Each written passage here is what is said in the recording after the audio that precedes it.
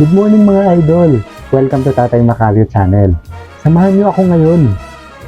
Gagawa tayo ngayon ng napakasarap na tempura sauce.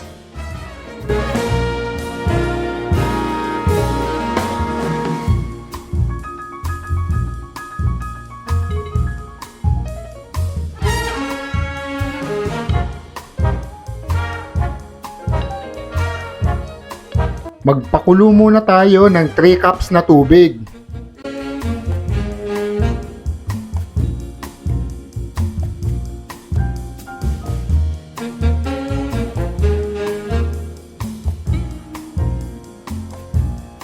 Kapag kumulo na ang tubig, pwede na natin ilagay ang 1 cup na brown sugar. Pitpitin mo mabuti para saktong 1 cup talaga. And haluin ng maigi mga idol. Kailangan lusaw na lusaw yung asukal.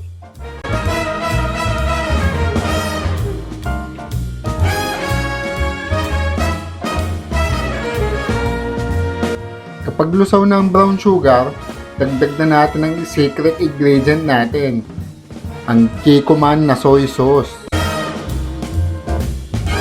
Mga idol, disclaimer lang hindi ito authentic. Kaya isa pa sa mga sikreto natin ay ang shrimp broth cubes. Pampasarap din to mga idol. Kurot-kurot lang na broth cubes ang nilagay ko. Pero kung gusto nyo pa magdagdag, pwede rin mga idol, pero control lang.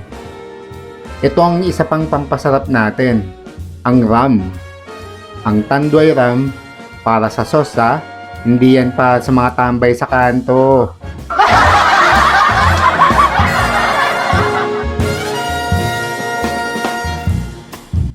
Pakuluin lang ng 3 minuto.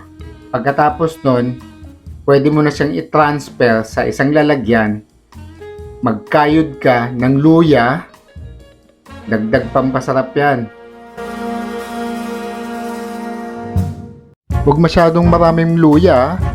Dapat yung sakto lang. Pagkatapos ng luya, dadagdagan din natin ng kinadkad na labanos. Isa sa mga nagpapasarap yan.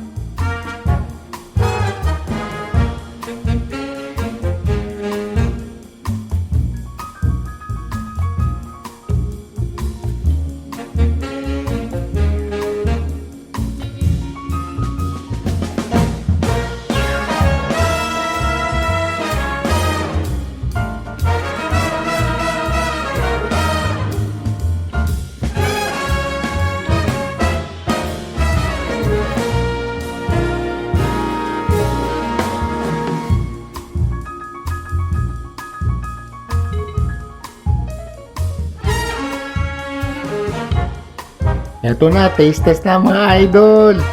Eto na, sausaw na. Titikman na natin. Wow, masarap nga talaga. Panalo to mga idol. Uy, grabe, sarap talaga. Ano, gawa na kayo nito. Rapsa to.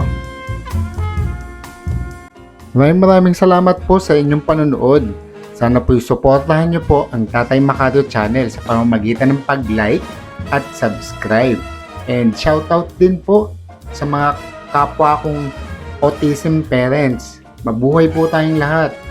Hanggang sa muli po. Salamat!